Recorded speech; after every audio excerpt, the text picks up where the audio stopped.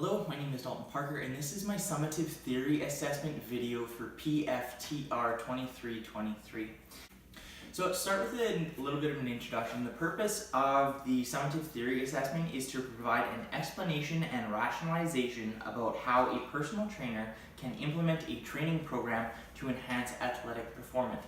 The specific case study that I was given was a 15-year-old athlete named Aaron. Now, Aaron has discovered a love for swimming. Now, he has participated in a recreational summer league swim program for the past 4 years, which ran approximately 4 months. He's going to make the transition to a competitive swimming program where they train 7 days a week with 2 additional strength and conditioning sessions. So this increase in exercise intimidates Aaron just a little bit, so that's something that we're going to have to reassure him and slowly introduce him into activity.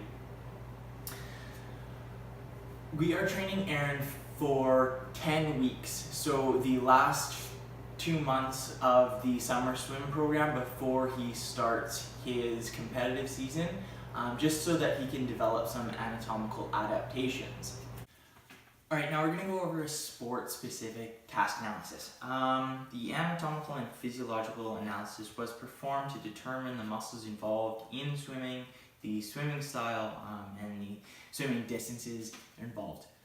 There are 4 major strokes: the freestyle, which is also known as the front crawl, the breaststroke, the backstroke, and the butterfly. And then a combination of all 4 of these different strokes can be used in the marathon swim. The distances range from 50 meters to 1500 meters for the strokes, and then for the marathon swim, it's 10 kilometers long. So some of the physiological priorities to swimming were revealed in an anatomical analysis to be the upper body, which was the upper extremities. We specifically cited the trapezius, the latissimus dorsi, the deltoid, and the bicep, and the pectorals. The lower body was also cited. Those are the lower extremities, the hamstrings, the quadriceps, the hips, and specifically cited was the lower core. It mainly focused on the internal and external obliques, the rectus abdominis, the lower back muscles. These were the most commonly used. Some of the injuries associated with swimming were irritation, inflammation of the shoulder, rotator cuff tendonitis, shoulder impingement syndrome, tears around the shoulder socket, neck and lower back pain, biceps tendonitis, and there was a big stress put on the knees. These make up an extensive list of injuries, but the benefits far outweigh the risk in swimming because it's a total body exercise with resistance upon the body. So it definitely trains the body a lot better than conventional methods. An interesting study that I found related adolescent swimmers' injury percentages and creatine supplementation. The results of the study suggest that creatine supplementation combined with therapeutic strategies effectively support the rehabilitation of tendon overuse damage. So as a personal trainer, I cannot recommend any supplementation. Only a healthcare provider could do that, but I would advise any of the swimmers that come to me, any of these athletes, this is out there. Please talk to somebody that's higher up, like a doctor about this, or a nutritionist. Okay, now we're going to go through a bit of an individual analysis of Aaron. He has some physiological test results put up, and some of the peers in his training group also put up some physiological data as well. From this chart, we can see that Aaron had a few strengths and a few weaknesses. We're going to start with the strengths. We can see that Aaron has a 3 centimeter larger wingspan than his training peers. Wingspan is something that is significantly important in swimmers because a larger wingspan, I'll use the front crawl as an example, the athlete has a longer lever, so he's able to reach further out of the water and able to grab more water to propel him forward over a greater distance. The second physiological advantage that I would like to point out is Aaron had a 4 centimeter greater sit and reach score than those of his training group. Sit and reach is something that's also important in swimmers because all the swimming strokes have a dynamic movement of the upper extremities and the lower extremities.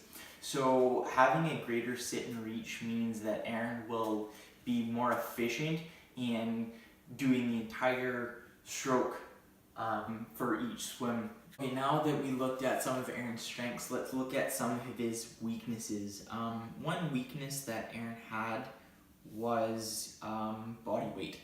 So there's a little bit of confusion about how body weight affects swimming, and the simple answer is fat floats and muscle sinks. So when you see swimmers, they're not really thick people.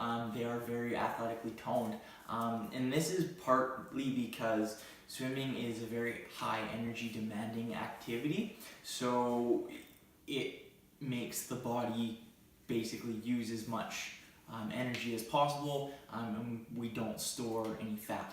So swimming is very high in energy demand, and we can see from Aaron's physiological results that he is a little lighter than the athletes training in his group, and we can also see that he's a little smaller, like shorter. So that means that Aaron doesn't have a lot of mass to pack on, and he's also going through puberty. So one of the things with going through puberty is there's a lot of physiological development within the human body. So I'm going to suggest that Aaron talk to a nutritionist because he's going to have constantly new nutritional demands, and with participating in a higher energy demanding activity, it's going to just expedite that. So yeah, the second physiological disadvantage to Aaron was the standing long jump. Now in swimming, explosive power is seen at the very start of the race when the athlete jumps into the water, and also at the transition to swim the next leg of the race. And it's explosive power. Standing long jump is a measure of explosive power. So those two are very correlated. So those are something that we're going to have to work on for Aaron. The third physiological disadvantage that I would like to point out is the muscular endurance exercises. So in all 3 muscular endurance exercises, Aaron had a reduced score. And each exercise has its own significance on swimming. So first we're going to look at the sit-up. The sit-up is a measure of core strength. And we know that swimming utilizes the core to extremity training principle. So what the core to extremity is we use large muscles to pass on potential energy to smaller muscles. Look at the front crawl. The latissimus dorsi actually activates the motion, and then the arm pulls the water underneath so that the athlete floats farther in the water. So large muscle to small muscle. It's the same thing with the core. It was just going to help to train the extremities a little bit. So the next assessment that we see that Aaron is deficient is the push-up. Now the push-up is a measure of flexion and extension. So in the butterfly swimming stroke, the athlete pulls under more water with both hands. So you're basically pulling under, which is essentially a pull-up. The third exercise that they performed that we can see Aaron had a deficiency is in the pull-up. The pull-up helps to pull the athlete, so the latissimus dorsi is a indirect measure of that exercise, and that was an area of deficiency for Aaron. So now that we have looked at the strengths and weaknesses of the athlete in the individual analysis, we're going to make some training priorities.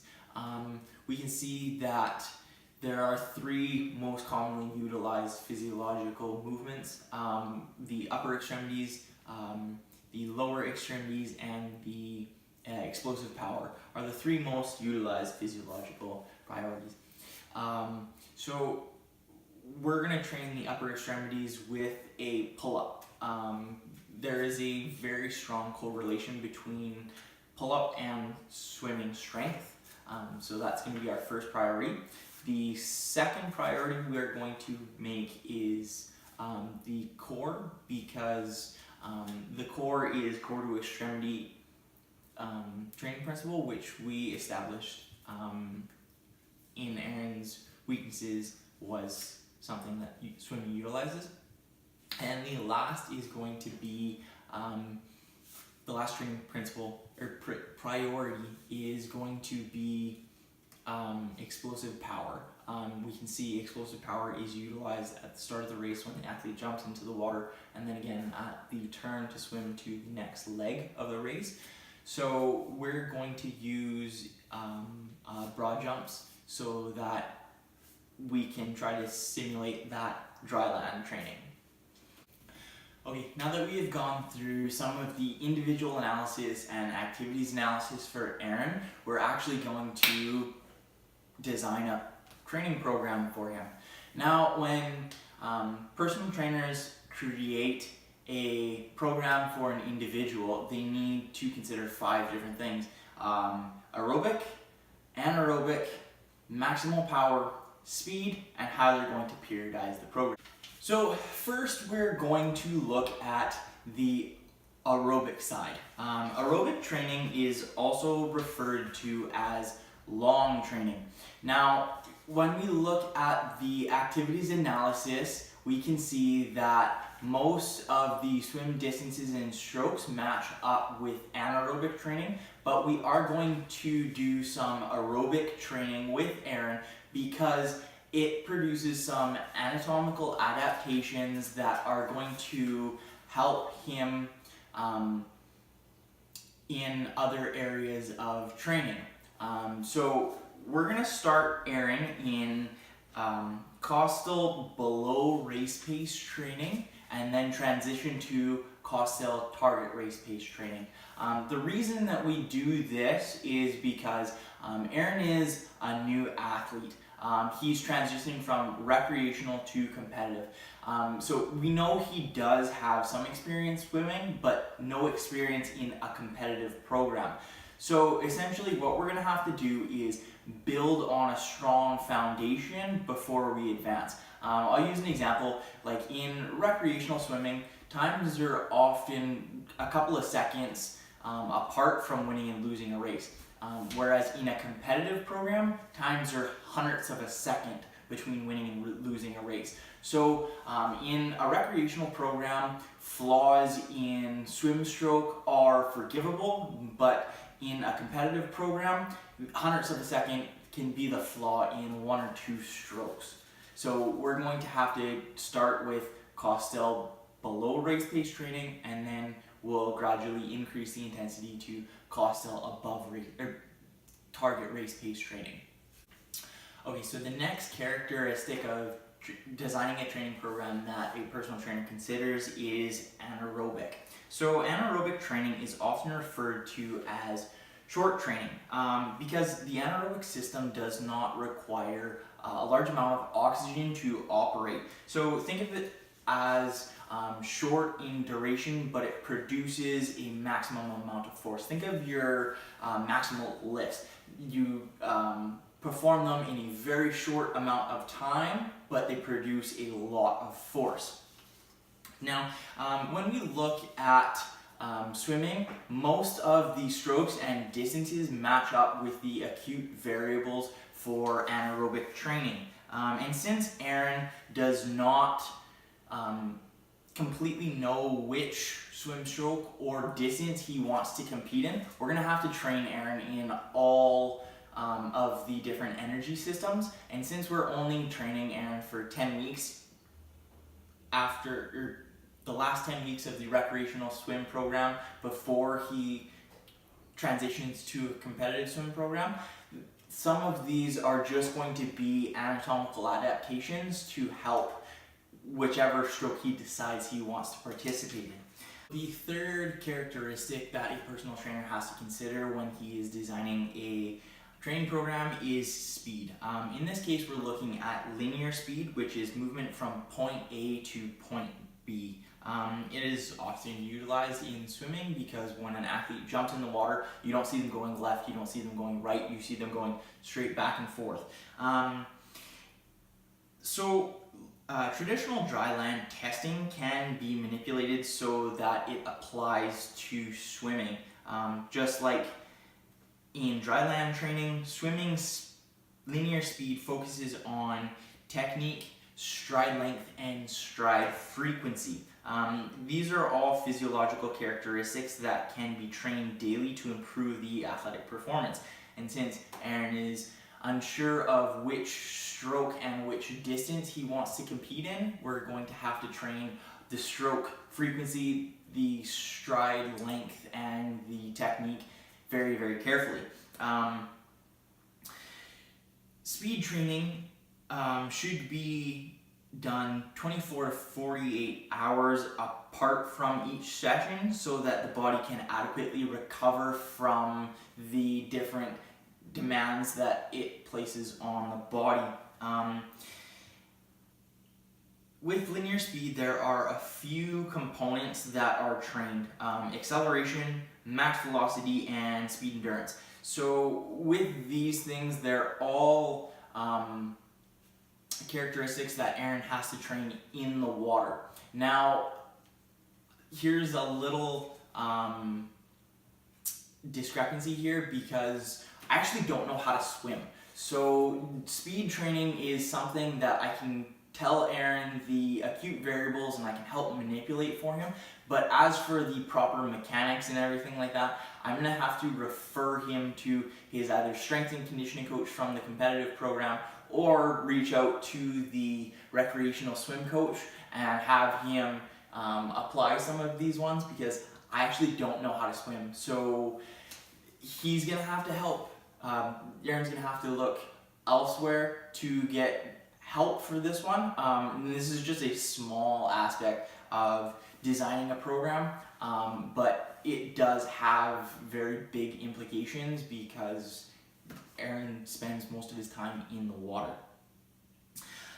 Training speed is higher risk because an athlete needs to have proper technique every time, because with speed, the athlete is going in with a high velocity. If he enters the technique of the stroke improperly, there is that possibility of injury. So if at any time during the session Aaron does not have proper form or something is lacking, we're gonna stop training immediately. Okay, so the next characteristic that the trainer has to be aware of is maximal power. So in competitive swimming, maximal power is used at a couple of points. Maximal explosive power is used at the very start of the race when the athlete jumps from the starting position into the water, and then again it is seen when the athlete turns in transition to swim the next leg of the race.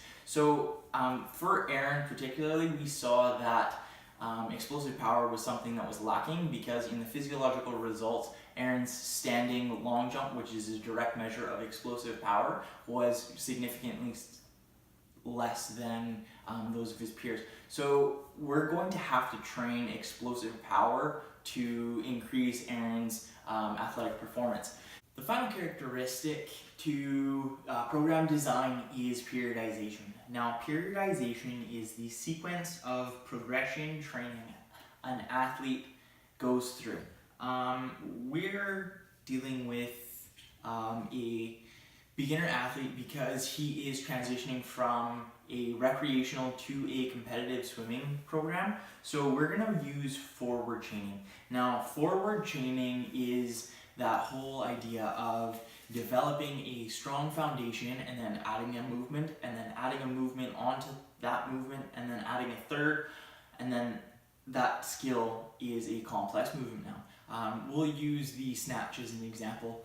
In a snatch, you need to have a very good squat. So at the very bottom of the squat, and then next we're going to add weight to that. So you're going to do like an overhead squat, and then you're going to do a deadlift high pull, and then you'll add that into that sequence, and you'll have a snatch at the very end. So it's just adding a skill on top of a skill on top of a skill to create a complex movement. Now, forward chaining is best suited for Aaron because he is an individual with little formal training. He has competed at the recreational level, but not at the competitive level. So I think at most in his training, Aaron had 3 days per week, where a competitive program will train 7 days a week and also have 2 additional days of strength and conditioning. So this sequence is quite intense, and that progression is going to be very hard for Aaron if he gets thrown at it all at once. So we're going to have to slowly periodize Aaron for training schedule so that he doesn't burn out. Now we can look at some of the exercises that we've planned for Aaron that are going to help him develop some different anatomical adaptations that will help enhance his athletic performance. So we started first with the upper extremities. We started by training a pull-up. We know that there is a very strong correlation between pull-up strength and latissimus dorsi strength, which is a big muscle involved in the front crawl. So what we did was we gave the exercise, then we gave a regression to the exercise and a progression to the exercise. So Aaron can start at the very beginning, we can add upon that skill, and then add upon that skill again. It makes it a complex skill, forward chaining. So the exercises that we gave were a resistance band pull-up, then a strict pull-up, and finally a kipping pull-up. So the primary muscles involved in a pull-up are, like I said, the latissimus dorsi, the teres minor, the teres major, the infraspinatus, the pectoralis major, and the cobrachialis. The next set of exercises that we gave to Aaron were core to extremity exercises, which worked on the core, which we found was a severe physiological deficiency in Aaron's performance. So we started with the sit-up. The regression to the sit-up was the crunch.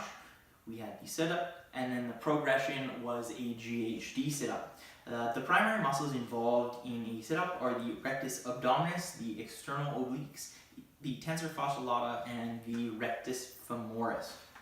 The third exercise that we gave to Aaron was the lower extremity exercise. We used a sled push to train the lower extremities. The regression was a mountain climber, the exercise was a sled push, and the progression was just a weighted sled push. The primary muscles involved in a push are the glutes, quads, calves, and core. The final exercise that we gave Aaron was the maximal power exercise, which was a box broad jump. The regression was box drops, and the progression was single leg broad jumps. In the broad jump, there is a dynamic movement of an arm swing, a loading of the legs, and a forward propulsion. We can see that there are 5 different anatomical movements.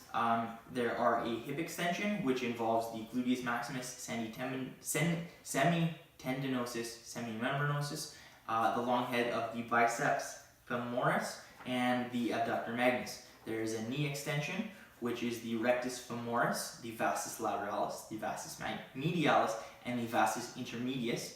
There is ankle plantar flexion, which is the gastrocnemius and the soleus, and then there is shoulder abduction and flexion, which is the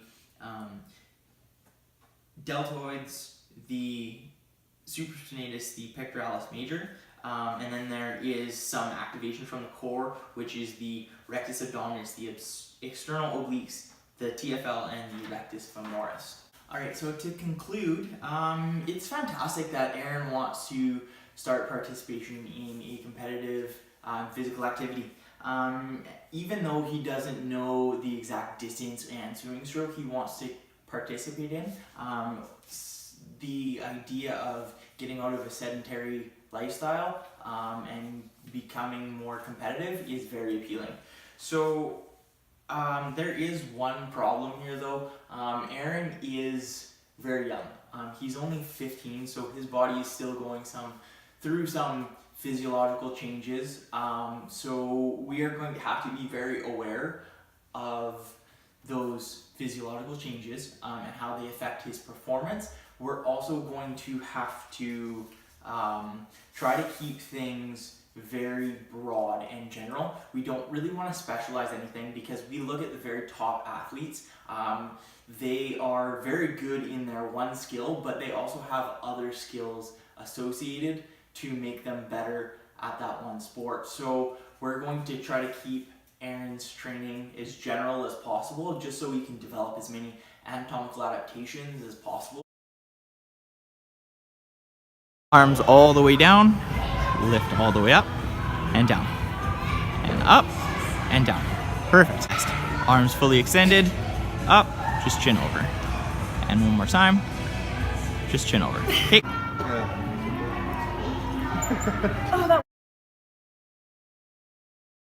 We get you to lay down.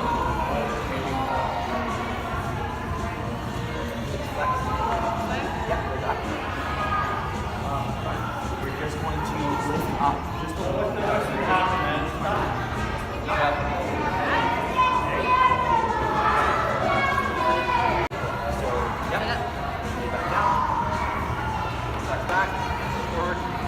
Shoulders have to break. Hip plane. Yep. That's it.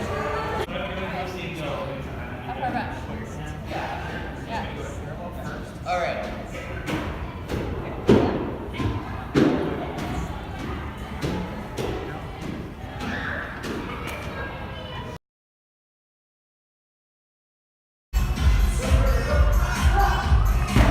Okay.